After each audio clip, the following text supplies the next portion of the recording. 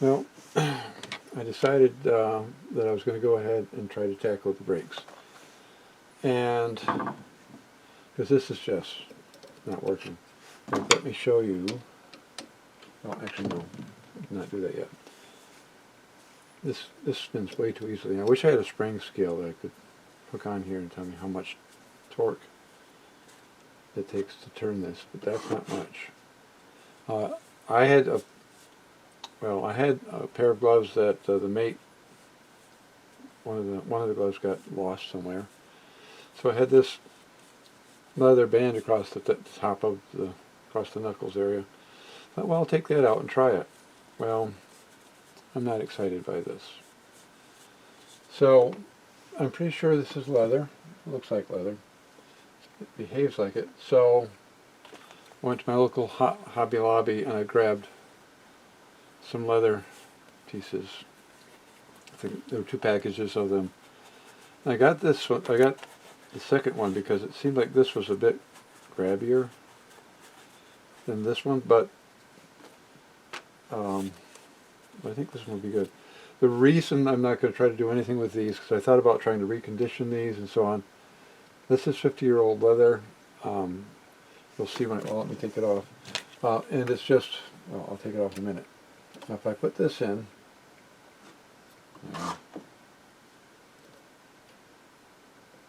it's a whole lot better. So,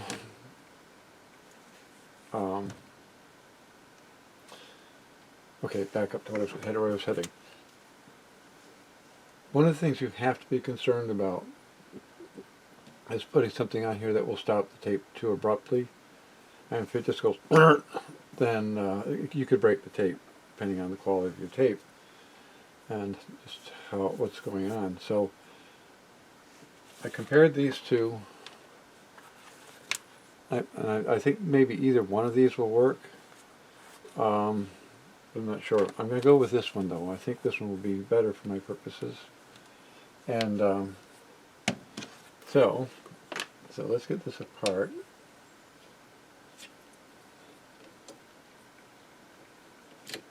Don't do that. Yes, of course.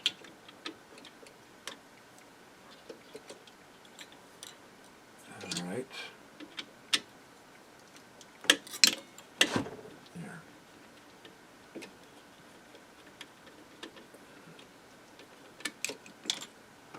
And you'll notice I took this part off from this one because oh, that's right. There's a motor on the other end of that. Because I wanted to test the leather pieces, and having this sticking out was going to be a problem. So I stick some leather in there and see what happens. Now, yeah. Oh boy.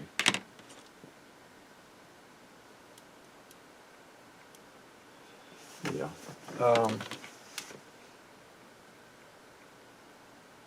That is hard. So, let me zip in. Oops.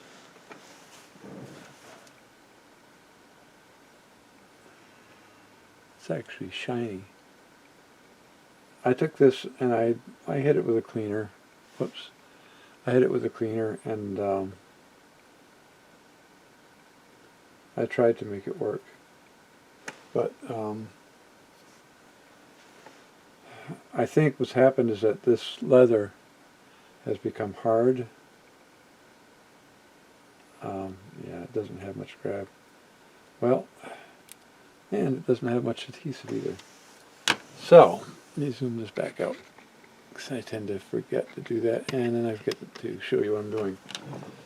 So, I've got my contact cement, so now I just have to cut a piece, and it looks like that's what they used on here. It's rubbery, and it feels like the same stuff as that. So, first of all, I'm going to, I think I am, that's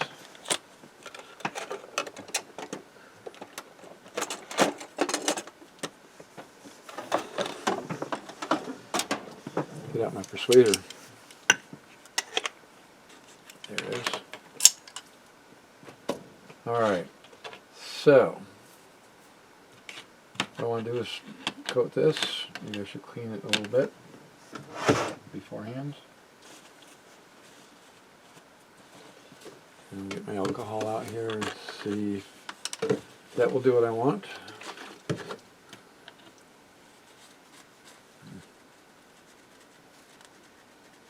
Yeah, that's doing good. A little help from my thumbnail. Looks like it's going to do it.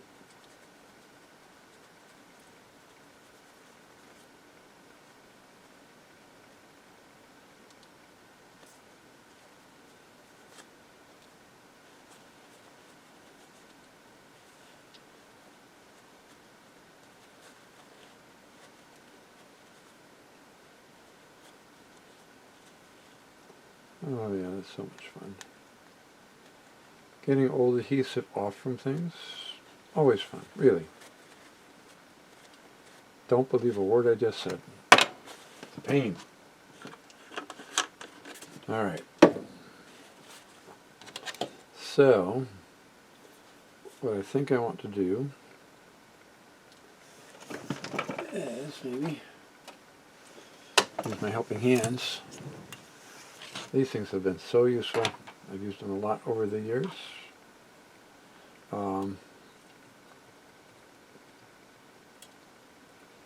Alright.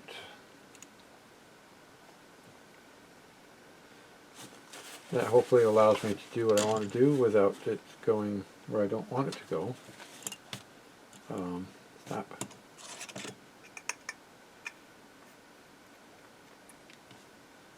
Okay.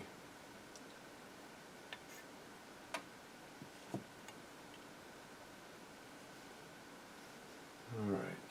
Yes. Okay.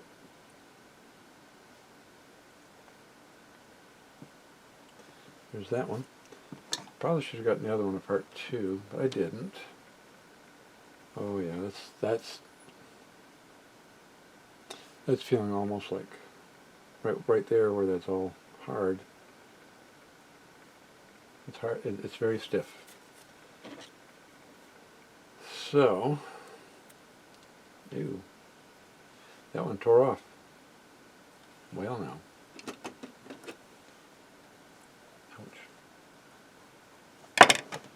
Let's, sure, why not? Let's try this.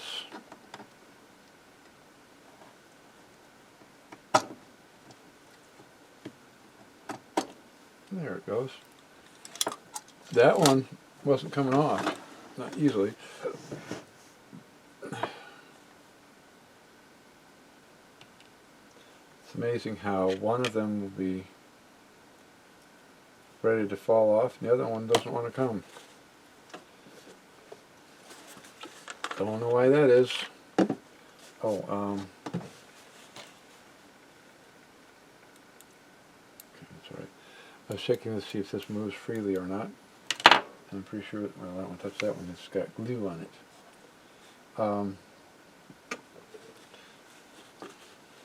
When you're working with contact cement, you want to let it dry till it becomes tacky, and if you want the strong, really strong bond, then you coat both surfaces and let them both dry. Should lift this up, and then put them together, and they grab right away. And there are times that I don't use contact cement because it's instant grab, which means that when you're trying to align things and you don't want to have to try more than once, or rather you want to have the freedom to try more than once, let's put it that way, then contact cement might not be the choice. Okay. Tell you what, that adhesive is pretty good. Let's see.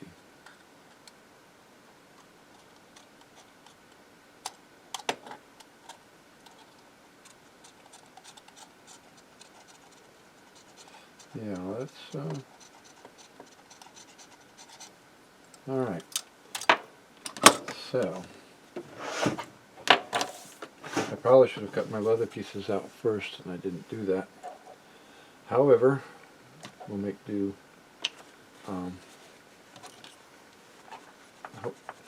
The thing is, if you let the contact cement dry too much, it doesn't behave as well as it would if you just let it become tacky and then put it together. So, come on. There we go.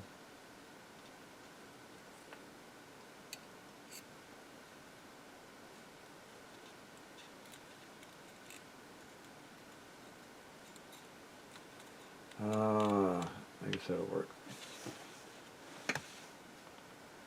No, let's go this way. I want to go that way. So I want, alright, so I want to be able to get it on top and then down the side. Alright.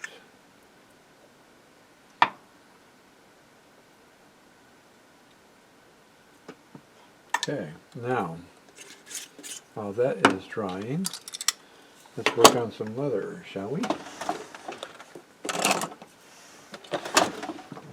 So, the other thing I was looking for was something that was fairly close to the thickness of this. Now, this is a little bit thicker.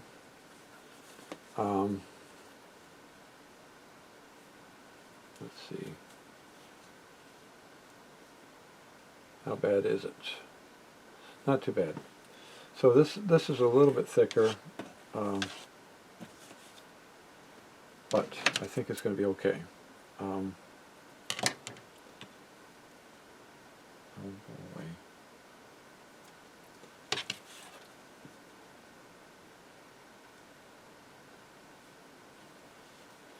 All right. I know I could mark it, but this is quicker.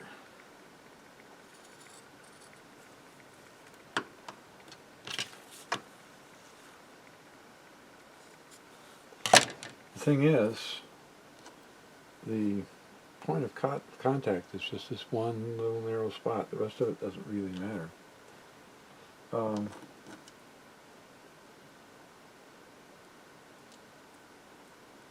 Maybe that'll work.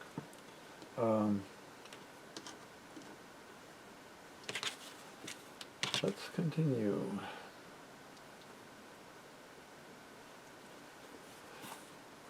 I thought I was going to glue, I was going to glue that first one that I just cut, but I thought, you know what? Might as well get them both cut, and then we'll glue. Kind of like an assembly line, a very short assembly line.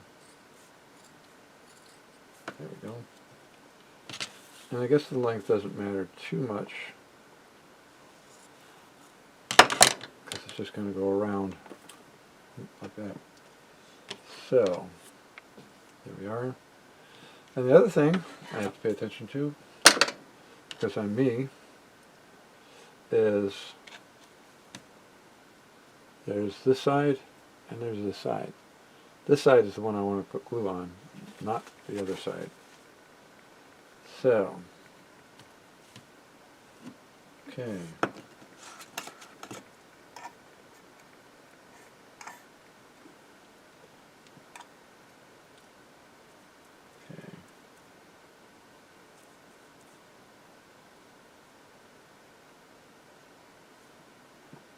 Okay, looks good.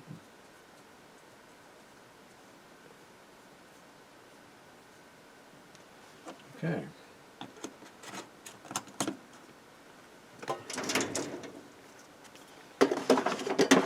Now, what do they say, 5 minutes?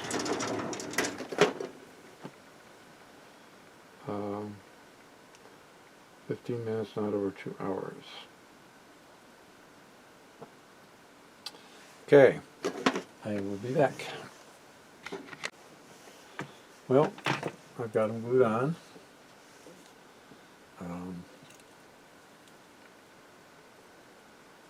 That looks good. Let's see. Yeah. It shouldn't go anywhere.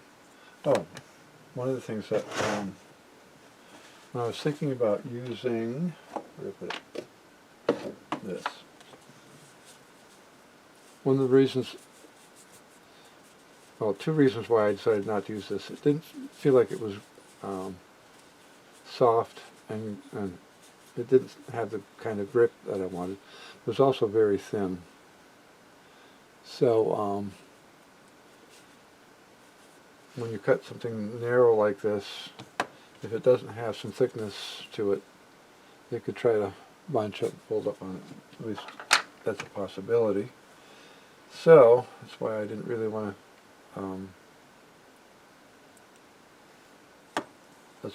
That's the other reason why I didn't want to use.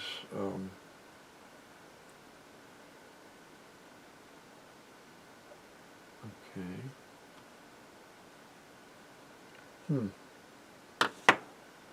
Oh, there it is. Duh. That's the other reason why I didn't want to use that thinner piece of leather, because I didn't know how well it would hold up. Now, the fun starts. I think what I'm going to do, because I think it'll be easier, is to lay this on its back. And looks like mildew, kind of. Mildew, maybe? I don't know.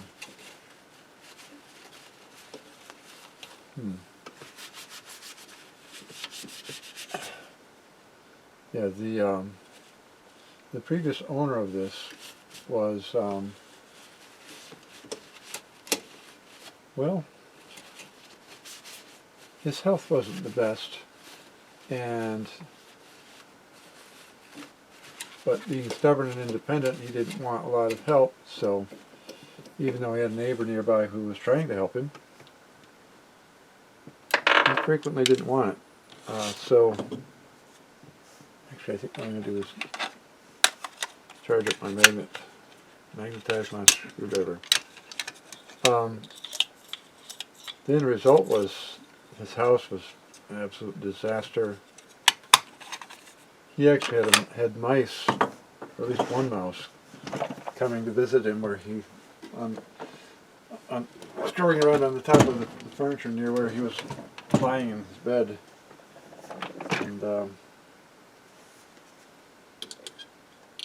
And not the greatest situation, but alright.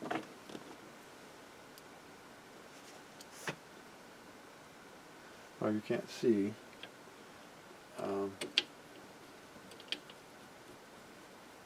Yeah, the head assembly is in the way. Okay. Well, I thought about setting up another camera pointing downward, and I haven't done it yet. Guess that would be handy to have in something like this. Unfortunately, I haven't quite figured out how I want to do that.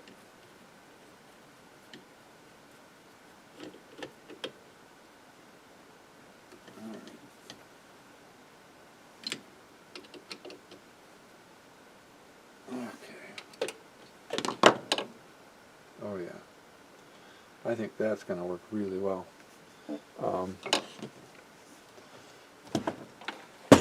It was definitely easier lying it on its back, that's for sure. If I tried to do it with upright like this, well, I probably would have wound up stopping the recording and dealing with it. Yeah. Oh wow.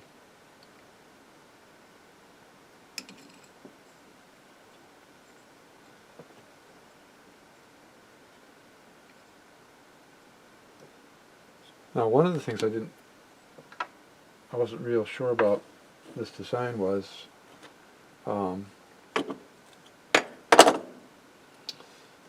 when you rotate this, in this direction, it seems fairly firm. If you go that way, it seems freewheeling.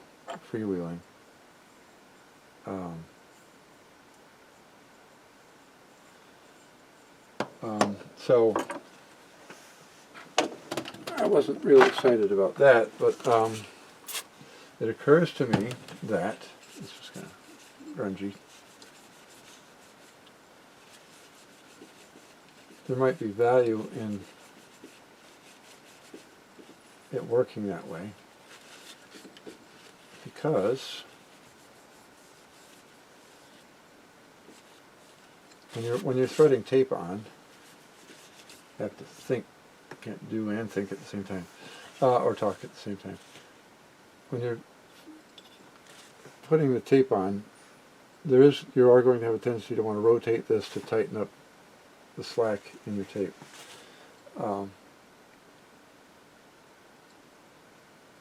Yeah. So now I was comparing this against this, but the reason that wasn't the best idea is because I didn't have this on, and it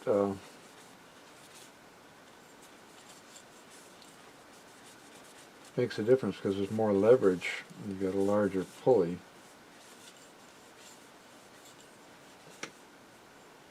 Alright, so make sure you remember the spring. Not exactly sure what it's doing, really.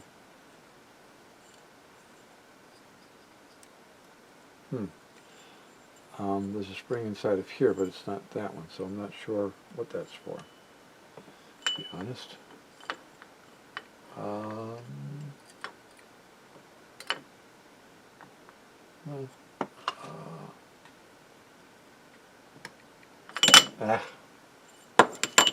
Sure, be a pain. And I do care. Cut it out.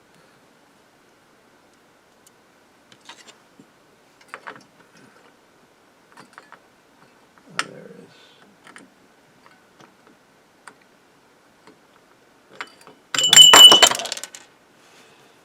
Well, that spring makes it a lot of fun.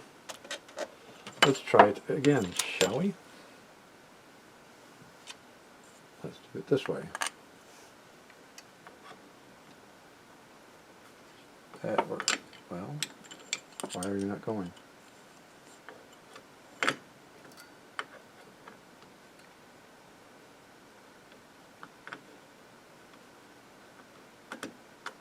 Huh. Well,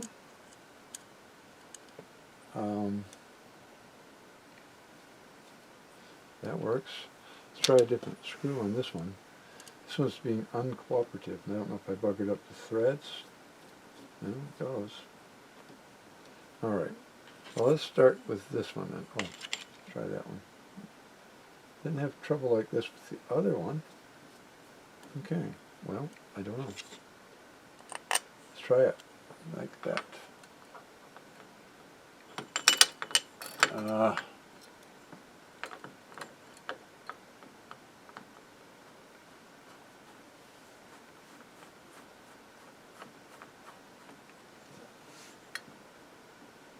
Okay. Okay.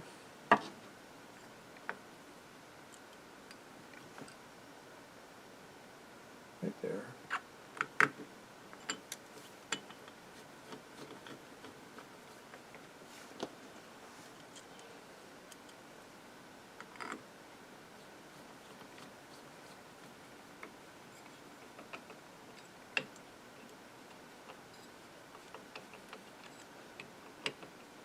The way those pins are designed is that they have a little bit of friction. This is a groove in the back of here. They're pretty snug. So as you're screwing the screws in, you feel that it's drawing this hub in.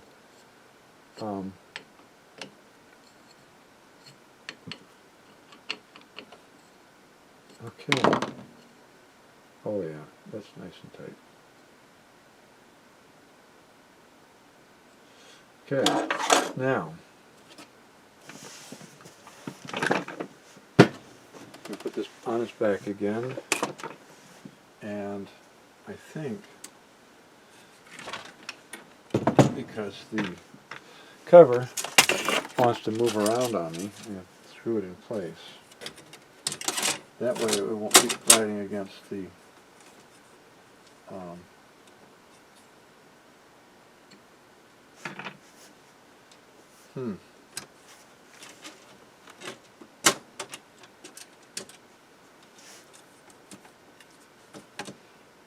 Okay, well.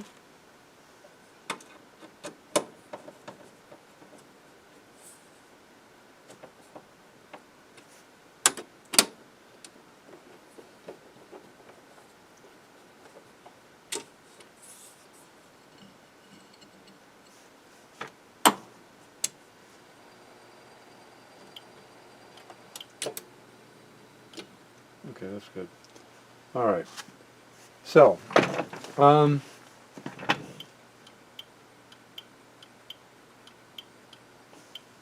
I lubricated this. When I had this cover off, I actually could see down in there where the pivot point is. And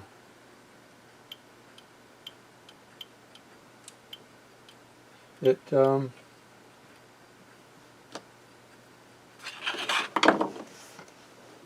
don't know if I improved it much or not. When it's lying on its back, it seems like there's a little bit of a delay in it responding. When you have it vertical, it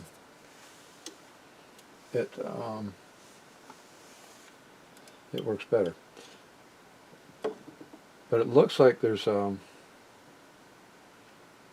little brass tower, and there's a screw that goes down through a loop on this. And it almost looks like there's a coiled spring. It's too thick to be the spring that's actually providing the tension for this, where this would be a lot stronger. So I'm guessing it's probably some kind of a clutch mechanism, maybe. I don't know. It's not clear. What I do know is that even though I've lubricated it, it still seems kind of slow. Alright, so here's what I want to do. I've got some reels, larger reels. So what I want to do is put the reels on, do a fast forward, see how it behaves. Oh, and actually I was talking about how I didn't like the brakes, how they work. If you go in this direction, this goes easy. If you go in that direction, it's hard, quite a bit harder on this one's too. So when it's spinning this way, this brake is going to do most of the stopping. If you're going this way, this brake is going to do most of the stopping, because it's pretty easy this way and hard that way. Alright, we'll see. Forgot to bring this over. Don't know what's on here, I don't really care, so all I want to do is test the brake. Now, one of the things you'll run into if your brakes are working better, and these seem to be, is this isn't going to rotate as easy. Oh, actually it's not too bad. Oh,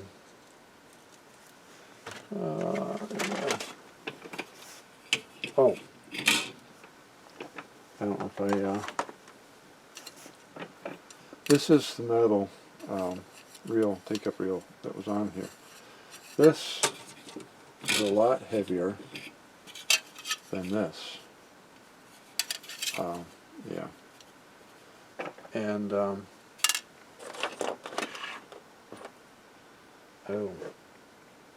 okay. I forgot. This screw goes there. I took it out. I'm not exactly sure why I did. but this goes here because it's a guide, and that would probably make, you know, all right. One of the things I noticed, and it was one of the things I didn't like, was that if you went fast forward and then stopped, the tape would drift up and down. But I think the reason for that is because this guide wasn't there. Now, it still won't be as straight as if you're just playing it, but it'll be better. Oh, so the other thing I noticed was when I was playing around with some of the tapes that I had,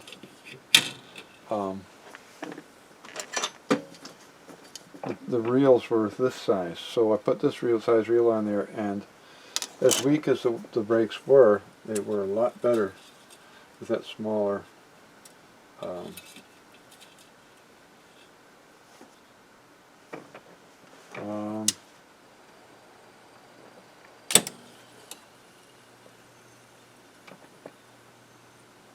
okay.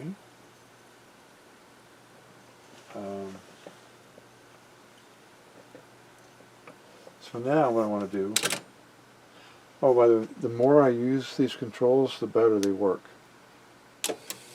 For some reason, at one point, I would hit the fast forward or rewind, and that's much better. The brakes are working a whole lot better. And you notice how it's locking in? And I don't know if I have a dirty relay, if that's my problem. It just occurred to me, because you can hear the relay kick in when you tilt to go fast forward. Whoa, that's more better. But these two, either fast forward or rewind, you hit it, and the minute you let go of it, yeah, that's much better. This is a full heavy reel, and it's slowing down. So you hit it and it would let go of it and immediately stop. So I'm hoping I don't have dirty contacts in one of the relays, but if I can figure out which relay it is, and I probably can, then I should be able to take it apart and clean it.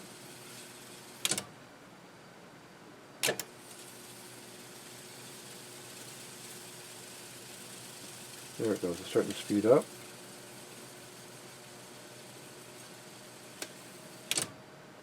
Perfect. Well, I guess that leather did the trick. Now that I've got this leather, I may go back to my my old monaural webcore reel, maybe, and use that for the brake. It's working. I think this is the last thing I needed to do. Oh, but one thing I did want to do, though, I didn't want to forget to do this. Well,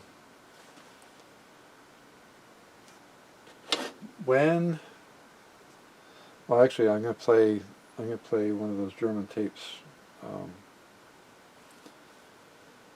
Anyway, to get back to, okay, I learned a little bit about this tape player and Sony tape players in general, and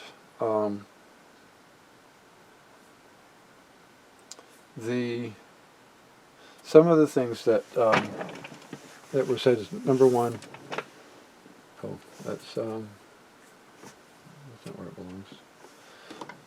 I don't like that. It's riding on top of the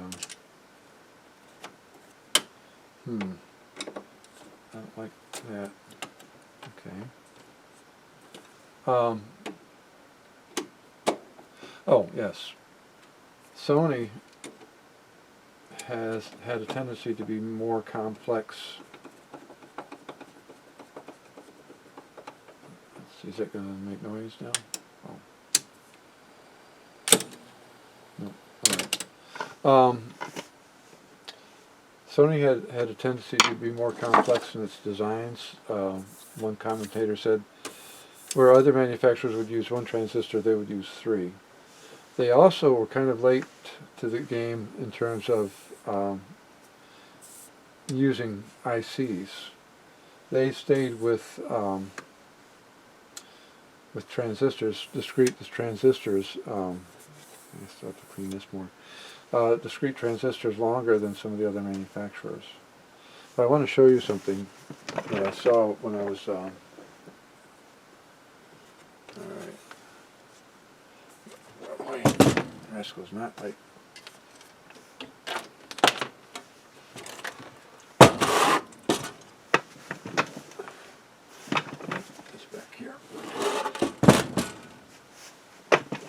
Now you saw these boards because I was back here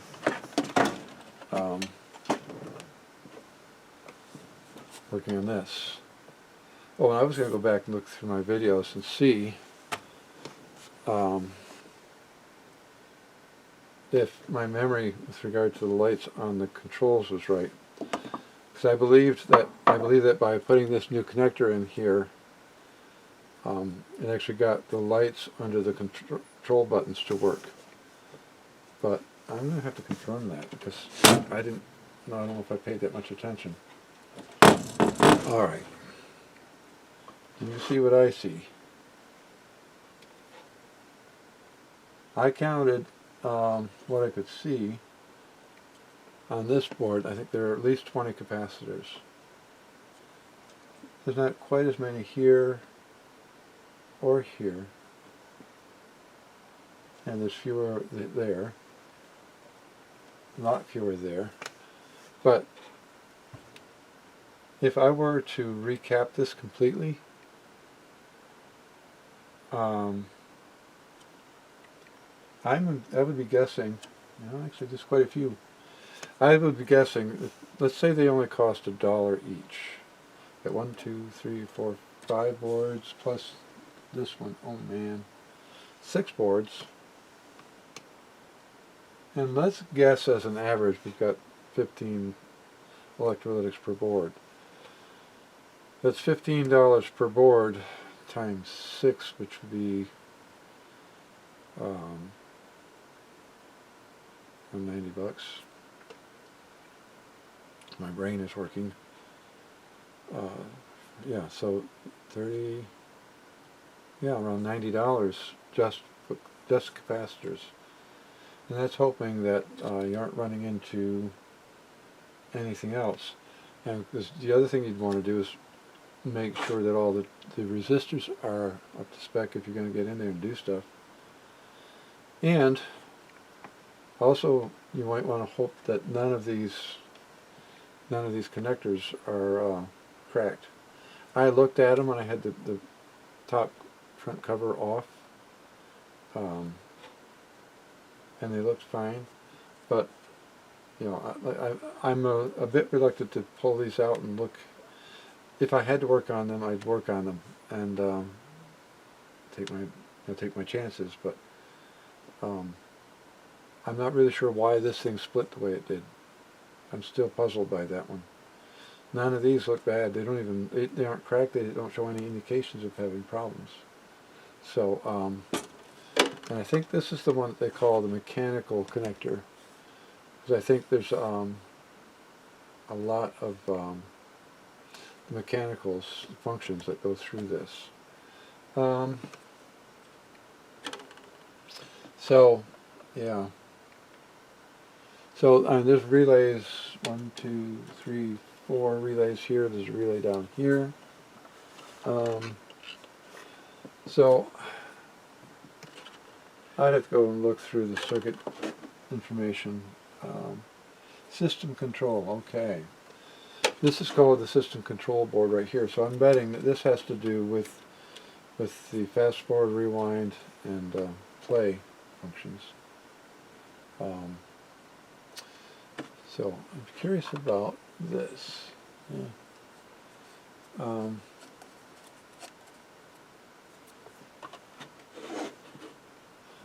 I'm a little concerned that I may have over-oiled this a bit. It was so dry though, I was trying to make sure that oil got down into the motor.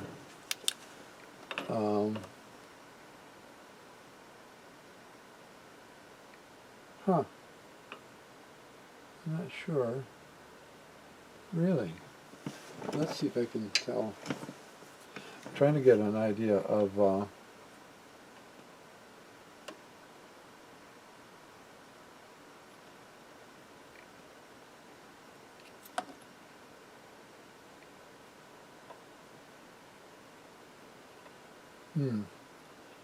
I think, wow. Okay. You probably saw nothing of that. I think that the wick that they have in here, let's see, why not?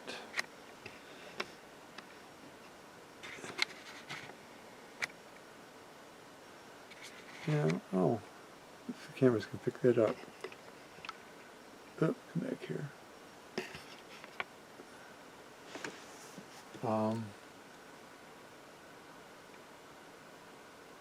I think the wick actually absorbed all that oil I put in there. Maybe it was a good thing. When I started oiling this, I think I mentioned before, I tried to squeeze some oil in from the front, and the oil never made it to this bend right here. It was all back there. So I forced it in, forced it in, forced it in, and when I got done, it was very clear that this pipe was full of oil. And that, I didn't see that happening right away, but I was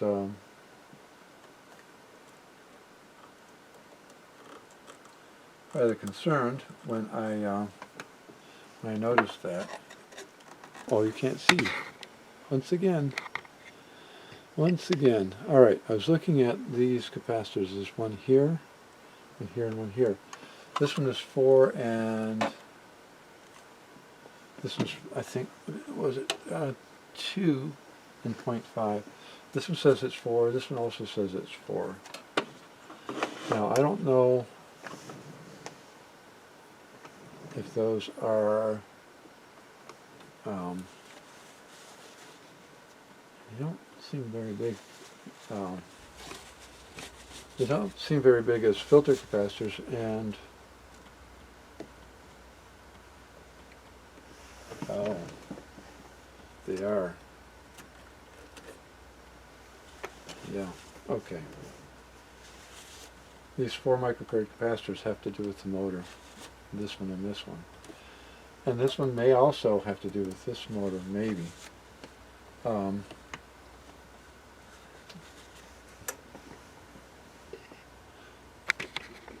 To my Panasonic. So I've got a Panasonic, and I proved that I'm not very good at guessing dates. But the Panasonic seems to be designed differently than this is, quite a bit differently. Doesn't seem to be as complex. I know one thing, I with all this stuff, I would not want to be troubleshooting this one. I would try. I would do my level best.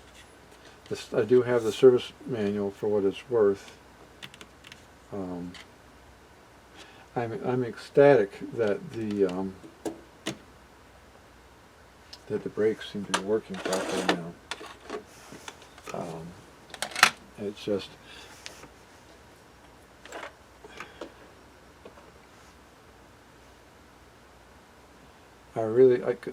I think, did I mention it? I don't know. But I had mentioned, I think I did, mention about trying to recondition this leather and make it soft. I didn't do that for a couple of reasons. Number one, I mean, this stuff is 50 years old. It's going to take quite a while for it to absorb the natural oils that make this soft and pliable. Number two, it's possible that in the process of trying to treat the leather and condition it, that the adhesive would let go. I mean, it already wasn't very healthy. I mean, this one just peeled right off.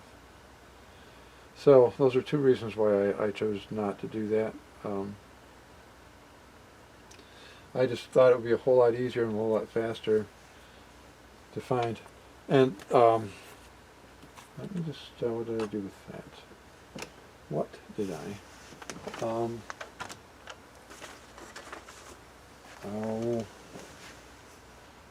Oh, here it is. Okay.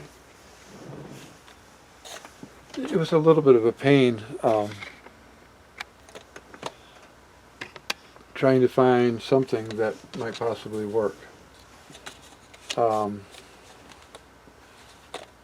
This is what I wound up buying, and this is how they had it set up. We had this one and this one, and that's how they sold them. And as I compared the feel of the leather, this one and this one were the best. This sucker I think would really, really grab. I'm not sure about using this, although I'll have to see how the my other reel is.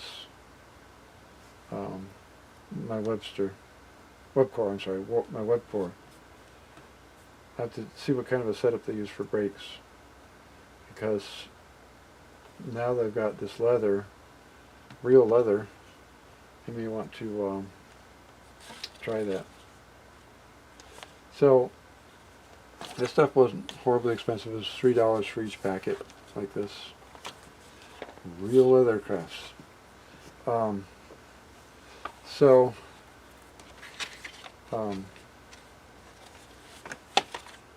And I debated about buying both of them, but I wanted this as a backup because it's about an hour and a half drive round trip for me to get where I need to go to get this. So I thought, you know, it would save me money in gas if I just bought both of them and then tried one and then tried the other. Given the way this thing seems to be behaving, I think this was the right choice. And I don't know if their packets are all similar to that or not, but as it turns out, they had what I needed. And I didn't think about looking for leather at a hobby shop, when I was working on the Webcore. Probably should have. For those of you who might be thinking, oh, I've got an old glove kicking around. Well, I think one of the reasons why this wound up not being all that usable, other than the fact that it's really thin, this was filthy and it had grease and crud on it. I didn't want that interfering with the leather behaving the way it's supposed to. Grease is not what you want on anything that's acting as a brake. So I hit this with a general purpose cleaner that's supposed to also degrease, and it did make a big difference. But one of the problems with getting leather wet and then drying it is that it tends to get stiffer, and it doesn't. I mean, this may have worked, but it's not anywhere near as good as what I just put on here. But if you were to, I mean, because it's like $3 for a pair of gloves that this belonged to. So if you don't have any other option, maybe buy a new glove, and the new leather might be more pliable and might have better grip than this does. So let me think. Was there anything else I wanted to touch on here? I don't know. Oh, okay. So let me go back to this. I know one thing, this order is not late. Alright. Stop. Okay, now. So what I'm going to do is I'm going to rewind that tape back.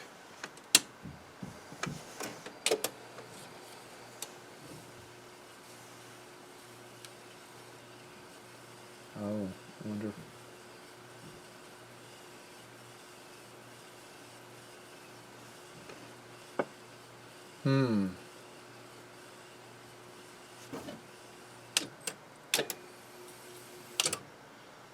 see.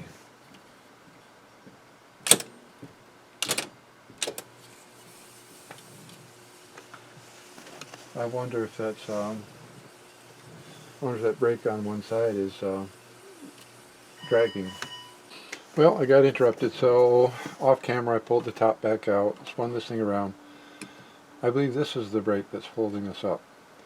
And,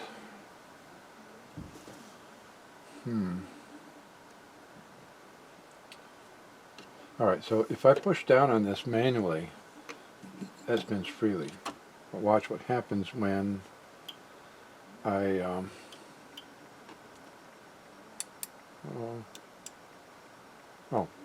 gotta turn it on first. Works better.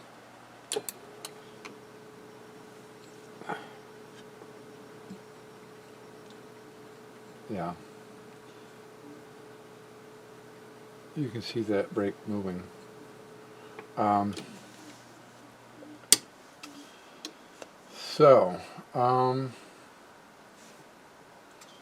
What are my options here? I'm not sure why when I push it, it's like that solenoid doesn't have the power to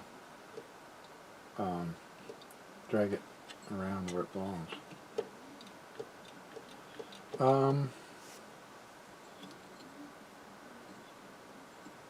Weird.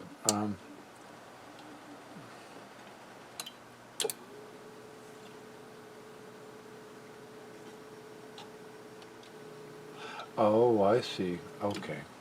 All right. Here's the problem.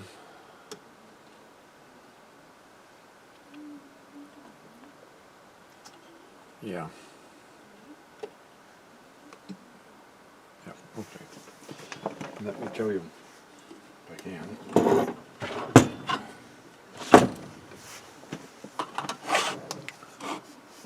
I was pushing it down on it here. Well, as you can probably see, I can push this further.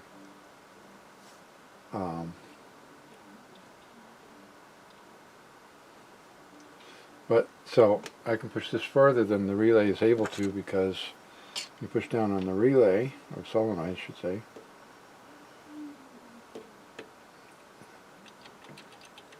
See, I get more. So I've got, it's dragging, definitely. Are they both? They're both dragging. Okay. Well, let's see.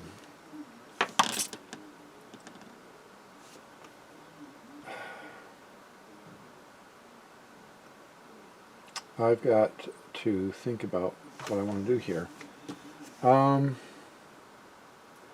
thought about bending this. I don't know if it's going to be happy with me bending it. So, I'm going to try something here. Okay. Now,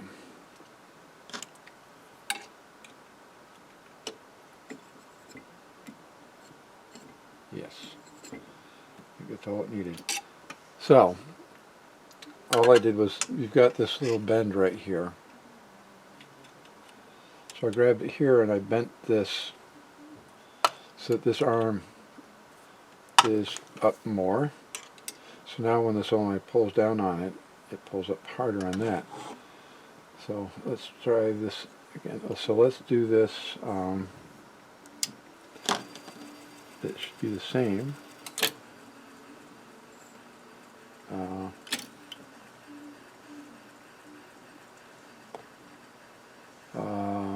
Let's see.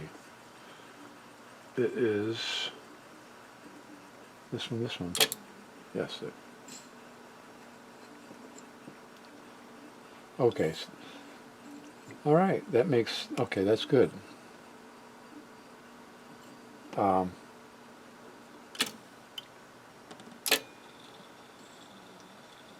Okay. All right. Now,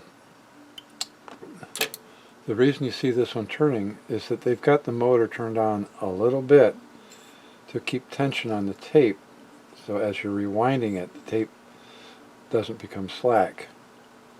And the other thing that you have to be aware of, it's an obvious thing, but when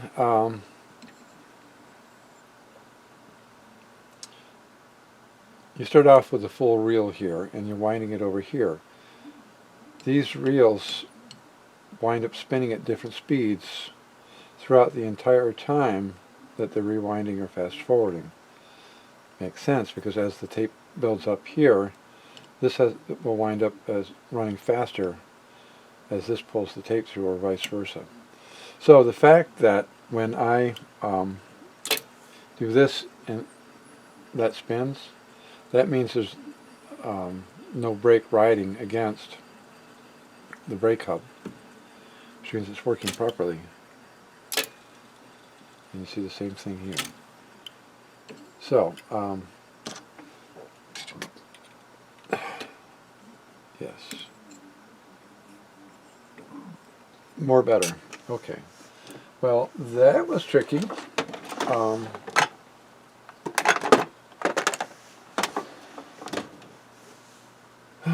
Sometimes you get a little creative. So, I knew this was a little bit thinner than the brake material I put on there, and I knew there wasn't much room when you would do this. I knew there wasn't a lot of room there. So turn you off.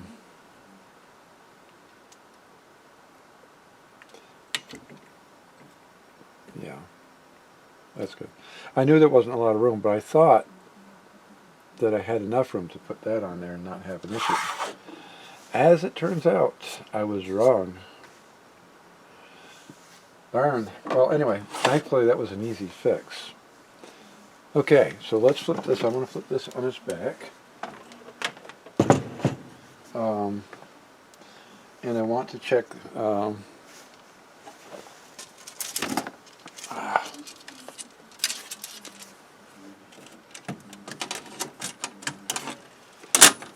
one of the things I ran into.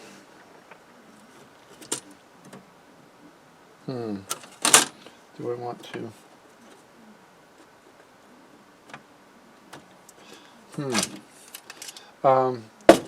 This mic jack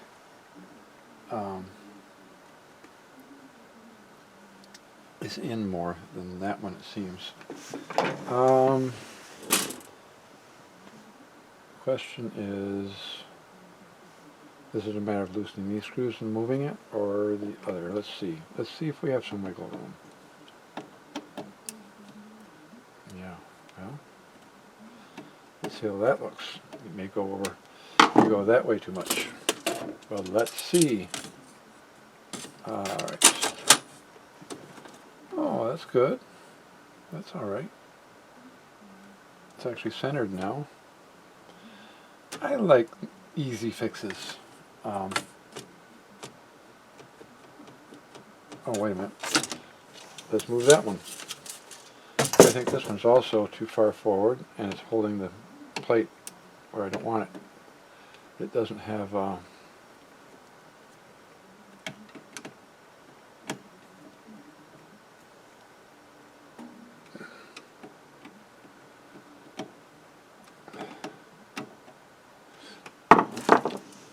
there isn't a lot of room between here and here. It's very tight. If I do that, it's riding. It's not much. But now, it's a lot better. Just by moving this, that gap has gotten larger. So, okay.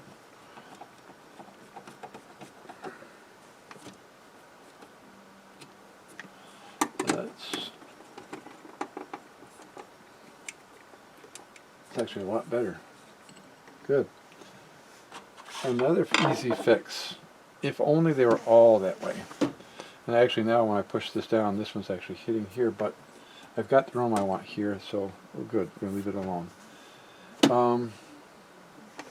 Oh, let's put our tape back on.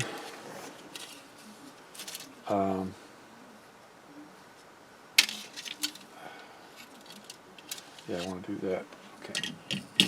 And so this is our final test of my braking system.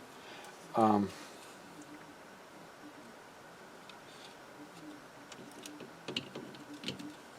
on.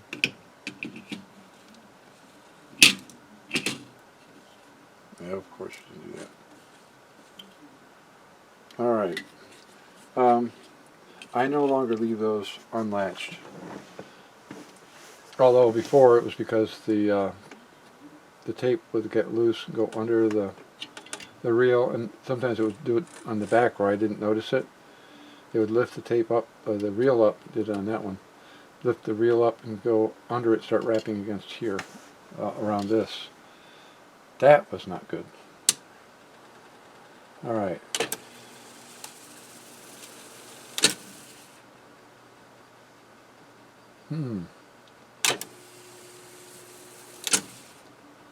That is what I want.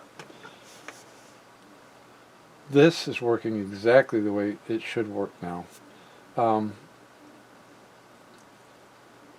You would, if you were to put something on your brake, on those, replace the leather brake pads with something else that would stop more abruptly. It's, I've seen problems where, for whatever reason, the tape recorder stops too abruptly, and I've seen bad things happen. So for instance, if you had this tape stop suddenly, and this one doesn't stop suddenly, this one does a slow down like you see it, the tape would spool out. That would be bad. But this is working exactly the way I want it to work. Now I'm going to wait till this gets to be almost full, and I'm going to try it again. Yep, it's perfect. Nope, I want that.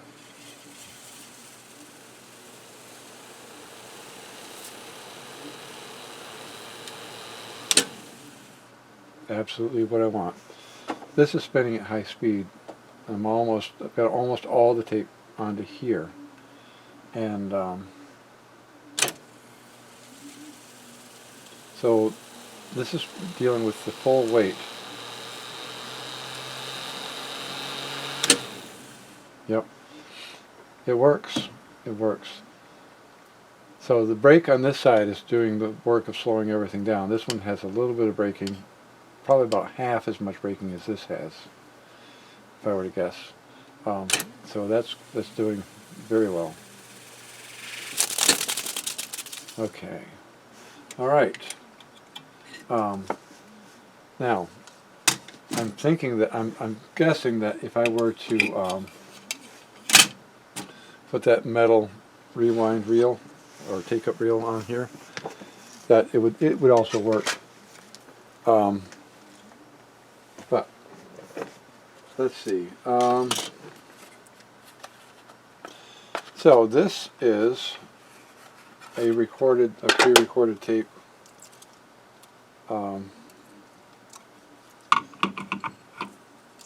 And you can see this has a leader, which means that it's not cheap. I'll be honest, I don't know if all pre-recorded tapes have a leader. I'm assuming they probably do, but I don't know that. It's been a very long time since I've dealt with reel-to-reel tapes. And new ones, well, that's even rarer. For me, anyway. Of course, you can do that. Be that way. Alright, so, this is one of the German tapes that I have. Again, I don't know where it came from. I have no memory of where this came from. I think it was a collection, a number of tapes that somebody gave me.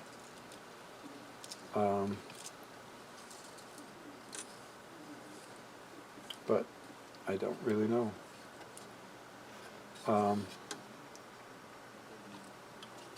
Come on. I don't want you that way. Get in there. Get up there. Stop it. There. Okay, so I'm going to put my stereo on.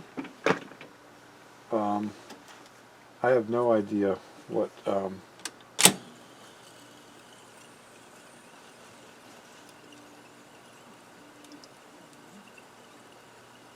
Oh, the other thing, this part of the leader, I don't know if you can see it, this is conductive. So on some tape recorders, they have a sensor somewhere in this area, and the minute it senses this sense tape, it stops things. The nice thing about that is that it doesn't just yank the tape out of the reel. It stops it for you, and then you can unwind it and gently remove it.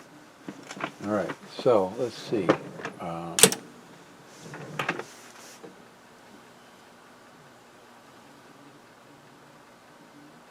on.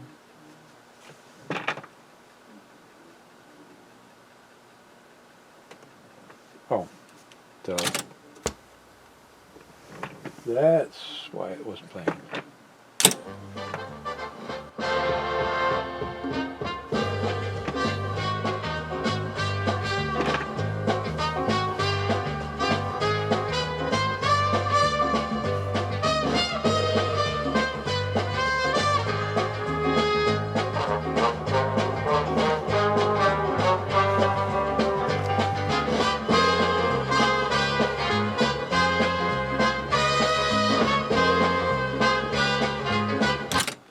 Sounds very nice, actually. Now, let me try, I'm going to do some fast forwarding and see how this behaves. Oh yeah, that's perfect.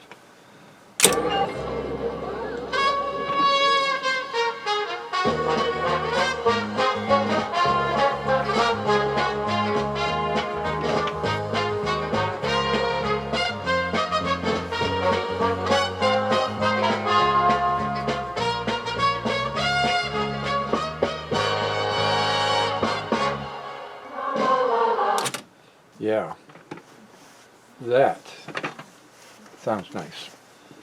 And what's really nice is that it's now working, everything's working properly. When I first started operating this, after I put it back together, after cleaning these switches, the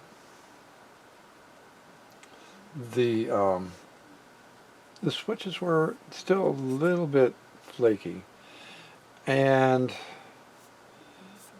I'm not sure if I was dealing with some residual issues with these switches. They tested good on the meter, or if it was relays that weren't operating as they're supposed to. But for whatever reason, as you can see, these controls now operate exactly the way they're supposed to. They operate quickly.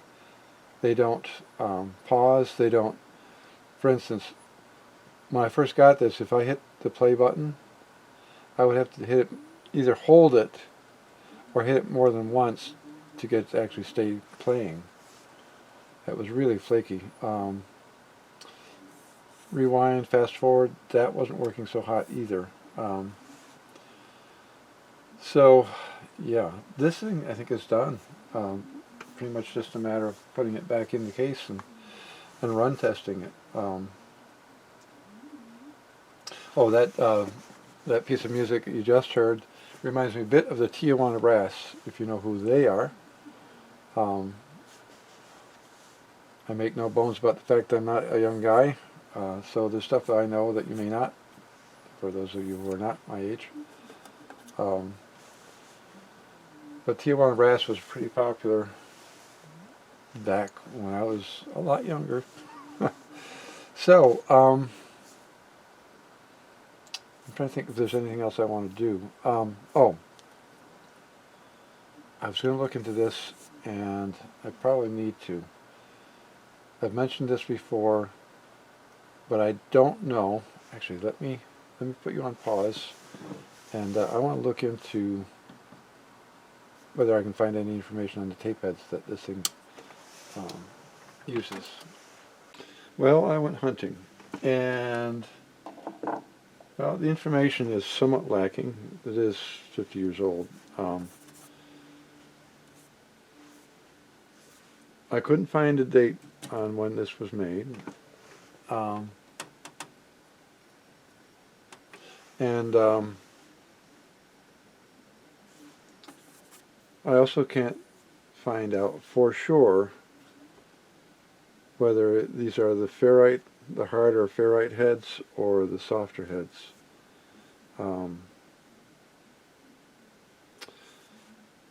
I also couldn't find a date for when this was built.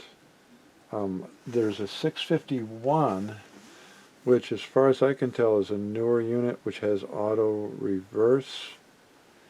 And that one I think was 71 or late 70. But I couldn't find any information on this, at least in the time I spent looking. And I even went to a site that was detailing all of the tape decks for Sony, and they skipped right over this one. But one thing that occurred to me was that I could look underneath to see if I could find a date code on one of the components, and I found a capacitor that had the year 1969 on it. So I'm betting that this is a 70 model tape player, or 7. This was built in 1970. I also found that, and I don't know, it's not clear from the article, but they said that Sony went to a harder head in 1973. I don't know if I mentioned that already. Maybe I'm getting senile. And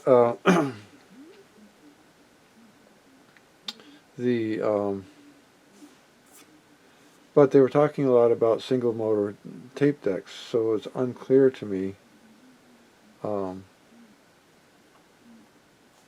whether it applies to this or not. Not sure. As far as this tape deck goes, the heads in this look actually pretty good. Apparently, although well, I didn't look at the date of this particular article, but there was a company in the U.S.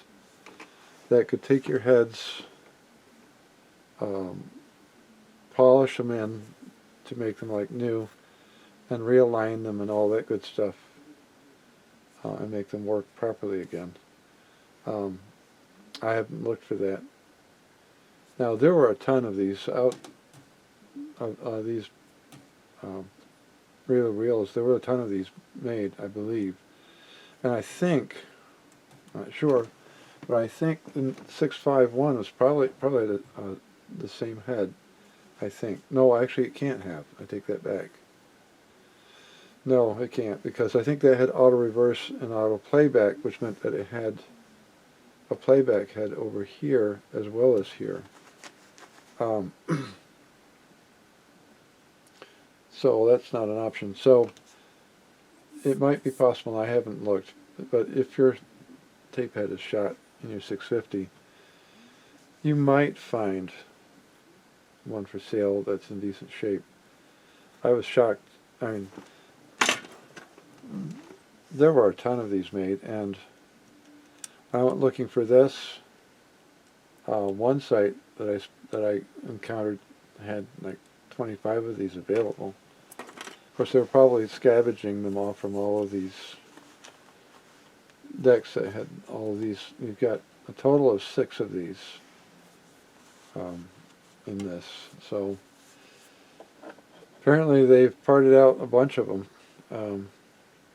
I can see why people might not want to get involved in these too much. But anyway, so what was I going to do next? Oh, do a little cleaning. Oh, yes. Before I do that, let's do this. Yeah, it's beautiful. And a beauty. Alright, that's...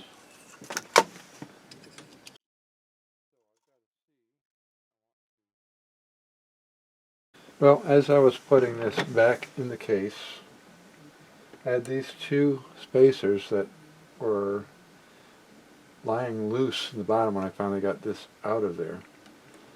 And I wasn't sure where they were supposed to go. And I actually I thought they might go there, so I put them in there, and then I happened to be looking down and getting ready to put the two screws that go in here, and I said, oh, that might make more sense that they would go there. Because if you put them in here, it could possibly make the bottom of the unit gap down here, because this is a spacer. And I couldn't see any reason really to have spacers there. So then it occurred to me that these spacers are probably there to get that positioned properly in the case. Probably, it's not much of a spacer, but the gap between here and here, they're probably setting it with these. So,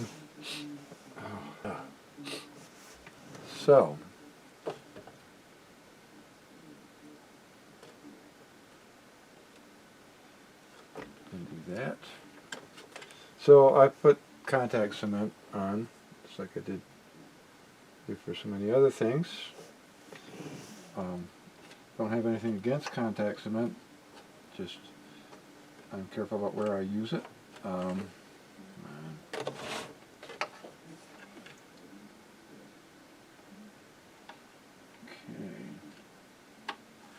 let's go. There. Okay, so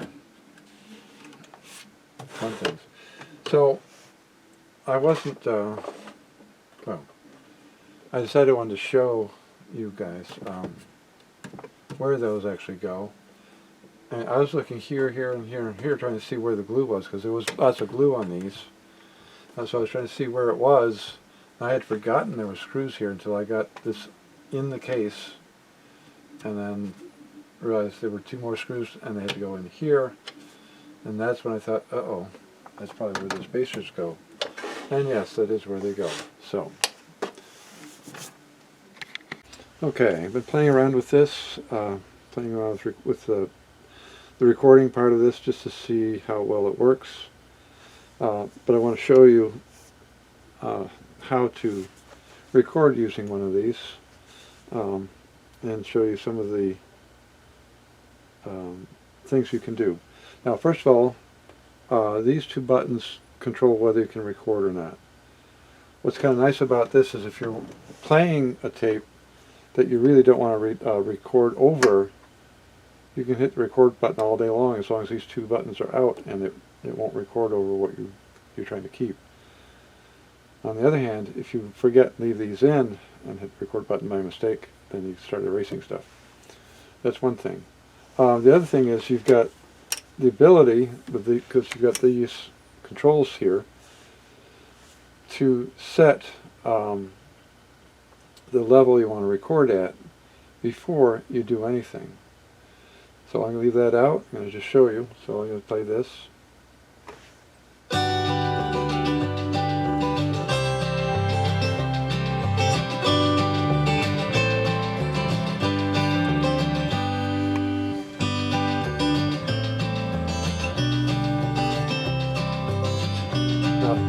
This is,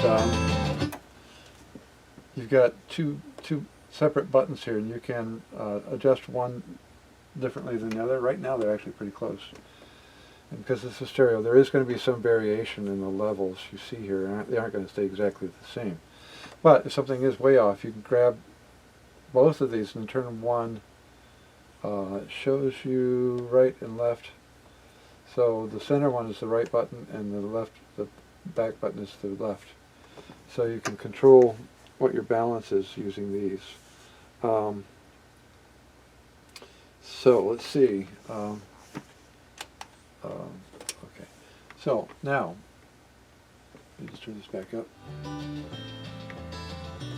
If I do this, you don't hear anything because the tape isn't moving and you're not recording.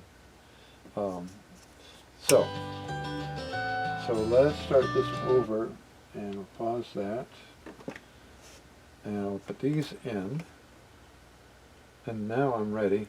So if I hit this and this, it starts recording. You notice it's quiet because I don't have anything happening, so let's happen. Make something happen. Now,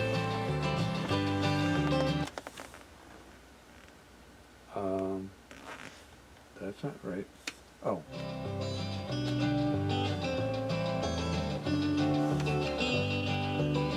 Now,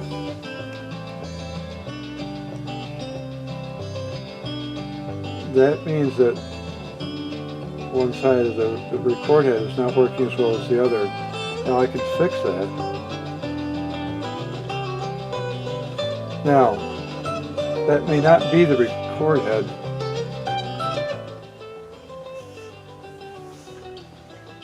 That may not be the record head that's causing the problem.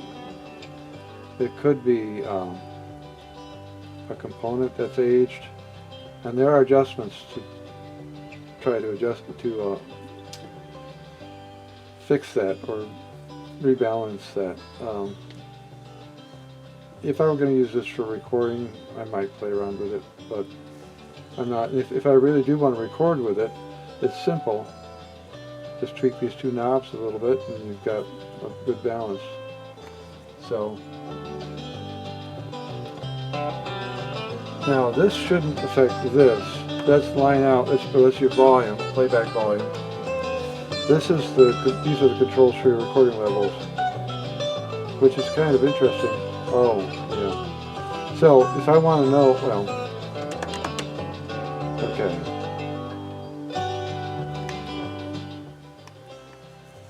If I want to know what the level is coming out of here, I flip these both up and then I will see it. Alright, stop that. Alright, so now we want to rewind this.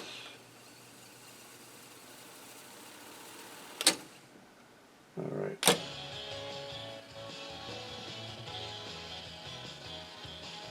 Come on. Well.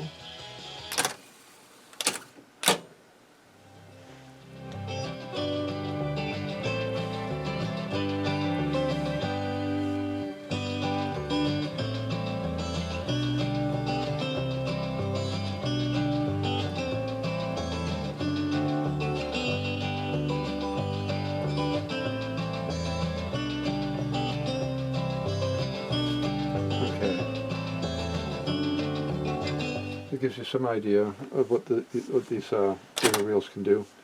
I had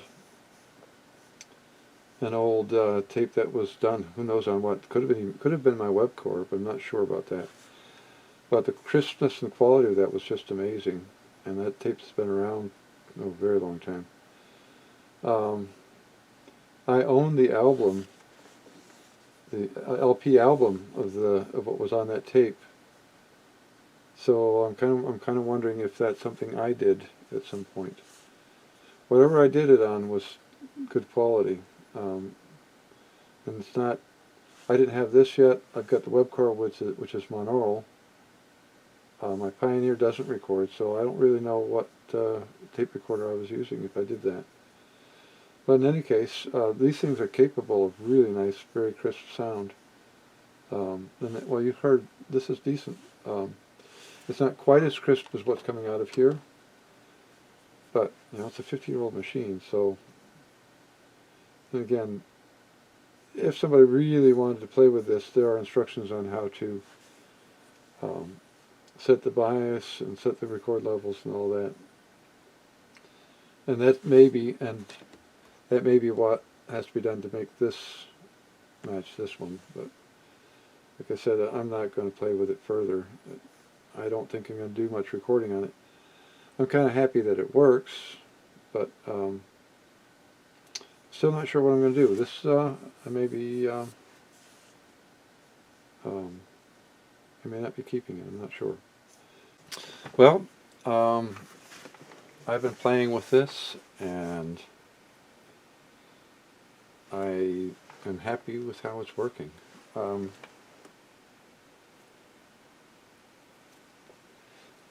It plays really well. Now all the controls work great. It sounds good. When I I noticed something though as I was playing with it. If you'll remember in one of the videos, I discovered the nuts that secured these in place were loose, and I was actually missing one. So I put them back where I thought they would go, and after I got this all back together, I discovered that this one was tucked up underneath here. So so I had to take the cover off, take the 2 screws on either side off, and then I could put this front panel over and loosen the nuts and slide the view meter down where it belonged. And I had this lying on its back, and when I went to put the screw back in, one of the screws is back in over here, that slipped off into my screwdriver and went right to the bottom. And, well, there were a couple of things that I could have done. I could have tried to tip it upside down, make sure, and drop the screw out. I've lost screws doing that, because they bounce off the bench and they go elsewhere. Never to be seen again. Not sure how they disappear that well, but they do. Or I could take this completely out of its case, or I could do something else. So I went looking for something long that would reach down inside this, and I found this file. I thought, will this magnetize? So I brought it out, magnetized it with this, reached down inside, took the screw out, lifted the screw out, and saved me a lot of grief. So, I don't know if these things are readily available anymore. This says, sure enough. Oops. I had a blade sitting up there, and the magnet picked it up and brought it with it when I took it off the thing. Sure enough, that's sure-NUF.